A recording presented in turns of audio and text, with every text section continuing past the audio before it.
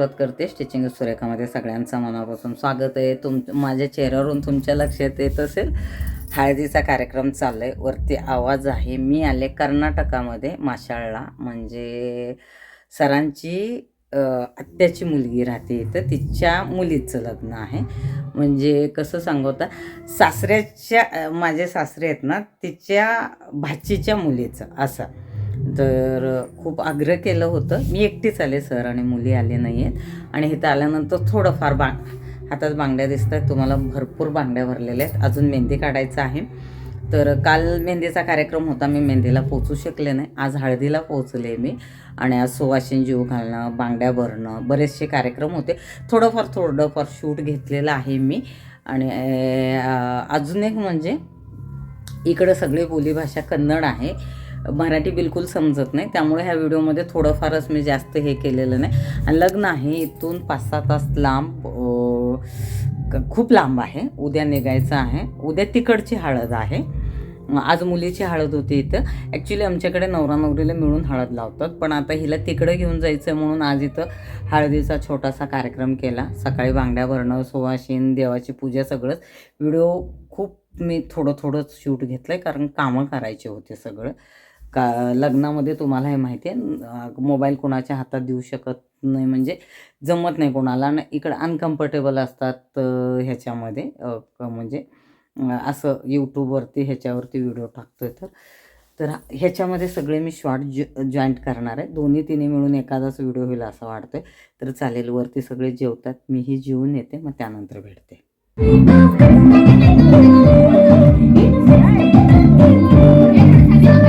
ही आहे गोड आमची नवरदेवी. तर खूप छान असं हळदीची तयारी केलेली आहे. टेरेसवरती पूर्ण सजावट केलं होतं. आदल्या दिवशी संगीतचा प्रोग्राम होता.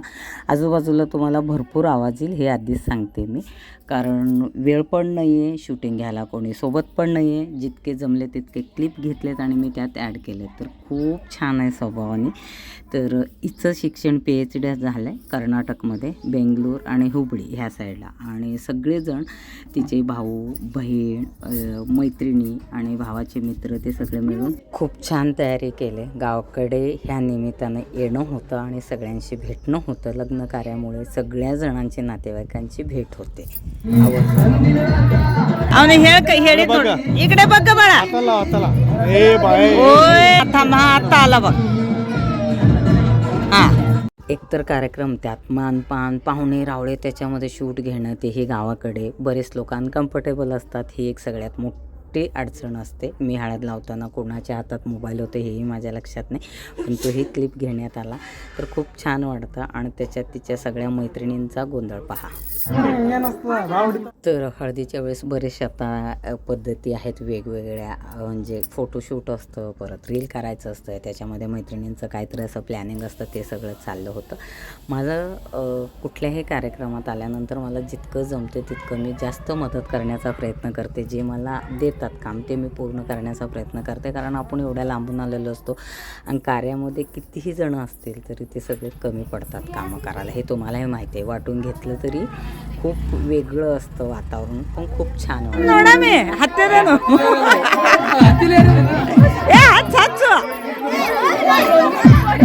सगळे एक जण येऊन सगळे हळद लावत होते. आणि शक्यतो कार्यक्रमामध्ये पुरुषांचा पेहराव हे आमच्याकडे झब्बा कुर्ता, तोही पांढरा शुभ्र असतो.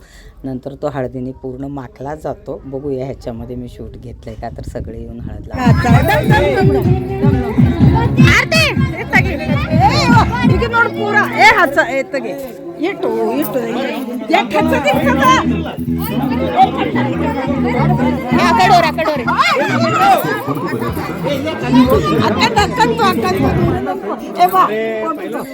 ಹುಡುಗರು ಎಲ್ಲರೂ ನಿಂದ್ರೆ ಹೇಳತ್ತಾರ, ಫಸ್ಟ್ ಬಡ ಬಡ ಮುಗಿಸ್ರಿ.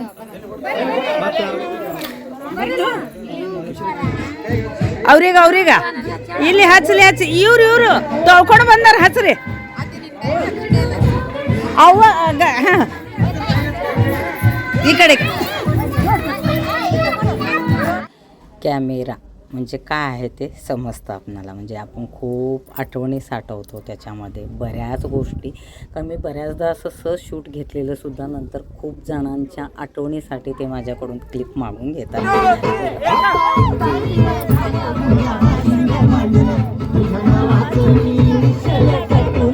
हे गाणं अख्खं महाराष्ट्रात गाजलेलं, पण कर्नाटकात त्याला समजत नाही. तरी आमच्यासाठी त्यांनी हे खास गाणं लावलं आणि त्याच्यावरती मस्तपैकी थिरकलो. थोडंफार शूट घेतलं, पण खूप म्हणजे खूप मनसोक्त सगळ्यांनी डान्स केलं. त्यात मीही दिसतेच तुम्हाला. तर मस्त कार्यक्रम झाला. आल्यासारखं सगळं व्यवस्थित झालं. म्हणजे थोडीशी येताना गडबड झाली होती, वेळ नव्हता. काही गोष्टी मी सोबत घेतले होते, काही गोष्टी मी सोबत घेतले नव्हते. पण तरीही कुठलीही काहीही कमी पडत नाही. तुमच्या मनापासून अगर तुम्ही कुठल्या कार्याला हात लावायचं अगर ठरवलं तर बोलतात ना, सगळ्या गोष्टी खरंच खूप छान होतात. काही कर्तव्य असतात ज्याच्यापुढे तुमचं काहीही चालत नाही आणि ते चालूनही मला वाटतं. कारण तुमची तब्येत, तुमचे काम ते सगळं बाजूला ठेवून तुम्ही तुमचं कर्तव्य पूर्ण करणं हे खूप गरजेचं असतं. ह्यामुळे खूप काही तुम्हाला भरभरून मिळतं आणि त्यात आशीर्वाद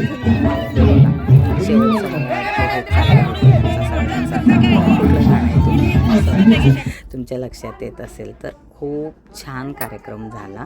अक्का तुम्हाला ह्या व्हिडिओमध्ये दिसली नाही. अक्का म्हणजे म्हणजे आत्ते मिस्टरांची. कारण ती मला हळद लावताना दिसली असेल तुम्हाला, पण तिची ओळख करून द्यायला मला काहीही जमत नव्हतं. कारण तीही कामत होते थोडंफार असं सगळं. काहीच त्याच्यामध्ये मी ॲड केलेत. हे मला वाटतं मी शॉर्ट व्हिडिओ जे आहेत मी यूट्यूबला टाकले आहेत. तर जसे आहेत तसं कन्नड सॉन्ग आहे आणि खूप छान पद्धतीने मुलाने खूप छान सजवलं. असे काही तुमचे काय बोलतात अवतीभोवती असे लोक असतील ना, तर तुमचं कुठलंही कार्य असू दे ते खूप छान पद्धतीने होतं. आणि मेन म्हणजे अक्काचे मिस्टर नाही आहेत हे कुठंतरी एक कमी खूप जाणवते. आणि त्याच्यामुळं जितकं जमेल तितकं सगळ्यांनी मिळून इतकं छान कार्यक्रम केला. मी इमॅजिनही केलं नव्हतं की चला बाबा की कसं होईल काय होईल. एक टेन्शन असतं. अक्का पण बोलली होती की काय माहिती, तिलाही खूप टेन्शन होतं. तिच्या घरातलं हे तिच्याकडचं पहिलं कार्य होतं, त्यामुळं कुठंतरी थोडंसं टेन्शन असतं. आणि बघा किती छान सगळे मिळून मिसळून डान्स तर करतात आणि त्याच्याबरोबर सगळं कार्यक्रम करतात. हा डान्सचा प्रकार आमच्याकडे नव्हता आधी, मी लिटरली तुम्हाला सांगते. पण अलीकडे सगळेजण मस्तपैकी एन्जॉय करतात. कुठं तर तुमच्या आयुष्यामध्ये तुम्ही जे करता त्याच्यामध्ये तुमचं एन्जॉयमेंट आणि मनापासून सगळ्या गोष्टी करणं खूप म्हणजे खूप महत्त्वाचं असतं. तुम्ही कितीही काहीही कमवलं आणि तुमच्यासोबत माणसं नसतील तर त्याचा काहीही उपयोग नसतो. सगळ्यात महत्त्वाचं म्हणजे आपले नाते, आपले माणसं. चला एल्ರು ಹೇಗಿದ್ದೀರಾ? ही प्युअर कन्नड बोलते. मलाच कळत नाही. म्हणजे माझी भाषा तुम्हाला कळत नाही, हिची भाषा तर बिलकुल कळत नाही. मी हिला ನನಗೆ सांगितलं ಪಕ್ಕ ಏನು ತಿಳಿದಿಲ್ಲ ಅವ್ರು ಏನು ಹೇಳಿದ್ರು. हां. Sorry guys.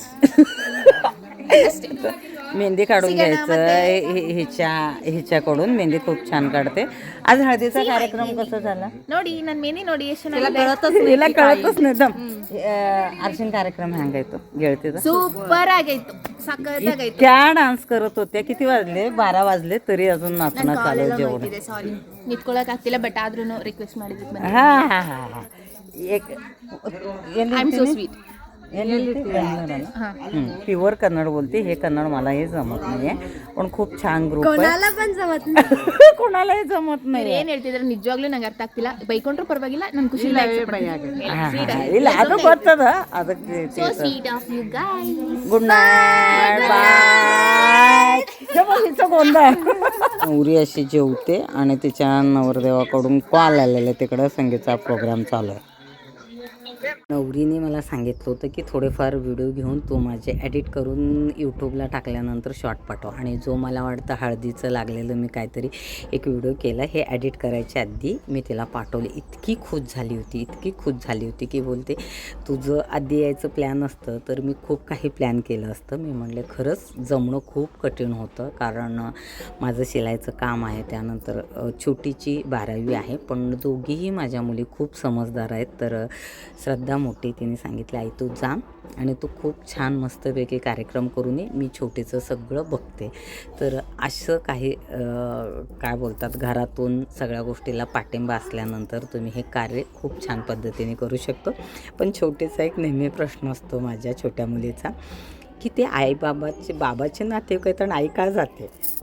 मग तिला सांगावं लागतं की माझं लग्न झाल्यानंतर हे घर माझंच आहे, म्हणजे बाबांचं जे घर आहे, त्यामुळं ते सगळे नातेवाईकाच्या कार्यक्रमाला मला हे जावं लागतं. तर आजचा व्हिडिओ मी इथं संपवते. व्हिडिओला लाईक, कमेंट, शेअर, सबस्क्राईब करायला विसरू नका. तर पुढे काय कार्यक्रम आहे बघूया, कसं व्हिडिओ करायला जमतात.